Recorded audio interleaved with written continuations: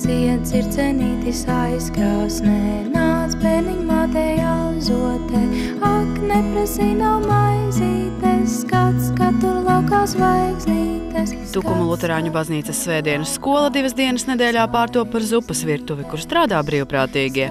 Baznīcas pagalmā pulcējas cilvēki, kas nespēja savilkt galus kopā un kam zupa pusdienās ir īsta dāvana. Lūdzu. Kādu maizīti, lūdzu? 2 tādus. Jā. Pēc vīra nāves tukumniece Lita būtu gatava strādāt jebkuru darbu, lai tikai varētu pabarot sevi un 3 bērnus. Es vispār gaidu uz 100 latiem, es esmu pierakstījusies bezdarbniekos uz to darbiņiem sabiedriskajiem. Ja Litai sabiedriskie darbi ir cerība kaut uz dažiem mēnešiem palielināt ģimenes ienākumus, tad 3 bērnu māmiņa Lienīte 100 latu stipendiju saņems pēdējo reizi. Ienākumu pagaidām es strādāju vēl joprojām pa pēdējo mēnesi pa stipendiju 100 latu mēnesī. 95 lati man ir alimenti, kur ir arī mainās datumi, jo redziet, dators nosaka datumus, kad gribam, mēs jums ieskaitām, kad negribam. Nu, un bērnu naudu pa 3 bērniem saņem 16 lati un 80 centīmi.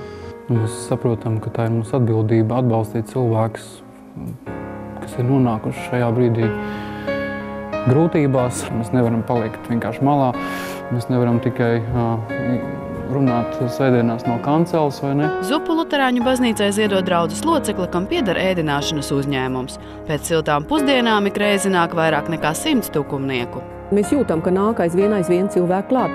Ja mēs sākumā to zupiņu dalījām, vienkārši tā atvedu, sākām ar 1 katlu, tad mēs secinājām, ka par maz, jā. Tad mums sūtīja tos 2 katlus, un tagad mēs saprotam to, ka mēs nevaram pabarot tos, kur vienkārši grib nākt šā vai tā, ka mēs varam pabarot tos, kam tiešām tas ir vajadzīgs. Mēs jau apzināmies to, ka tas ir ļoti maz, ko mēs darām no vienas puses. Mums gribētu darīt vairāk. Labo darbu pieredze Tukuma Luterāņu draudzē ir. Rudenī baznīcā notika akcija no visas sirds, kaut kas līdzīgs pārtikas bankai. Mēs aicinājām cilvēkus likt pārtikas tūtās produktus, varbūt citas lietas, kas ir nepieciešams. Un bija ļoti liela atsaucība. Tiešām cilvēki nāca un tādas fantastiskas lietas arī notika.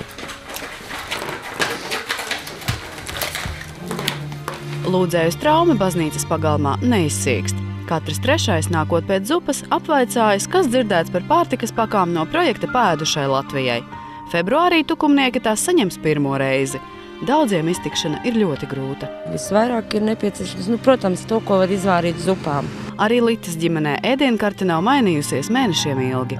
Zupas, cepti kartupeļi, vēl ja kāda gaļa, tad labi. Būtu netaisnīgi, ja kāda Tukuma ģimene, kas 1. reizi pieteikusies pārtikas pakai, saņemtu atraidījumu. Lai tā nenotiktu, ir nepieciešami ziedojumi pārtikas bankai. Viens nevar izdarīt paēdināt, vai ne? Te ir vajadzīgi daudz cilvēku. Lai paēdinātu visas izsalkušās Tukuma ģimenes, ir svarīgs katrs lats. 1 latu jūs ziedojat, zvanot uz labdarības tālruni 900 64 88. Ilva Everta, Renārs Muskars, Tautas balss.